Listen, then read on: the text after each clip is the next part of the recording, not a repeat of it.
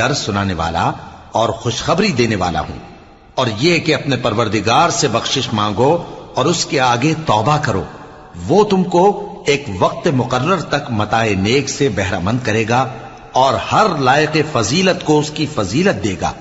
اور اگر روگردانی کرو گے تو مجھے تمہارے بارے میں قیامت کے بڑے دن کے عذاب کا ڈر ہے۔ تم سب کو اللہ کی طرف لوٹ کر جانا ہے اور وہ ہر چیز پر قادر ہے۔ دیکھو یہ اپنے سینوں کو دوہرا کرتے ہیں تاکہ اللہ سے چھپ جائیں۔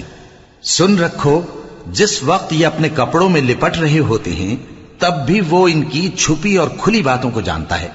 وہ تو دلوں کی باتوں تک سے آگاہ ہے، اور زمین پر کوئی چلنے پھرنے والا نہیں مگر اس کا رزق اللہ کے ذمے ہے۔ وہ اس کے رہنے کی جگہ کو بھی جانتا ہے اور جہاں سونپا جاتا ہے اسے بھی۔ یہ سب کچھ کتاب روشن میں لکھا ہوا ہے، اور وہی تو ہے جس نے آسمان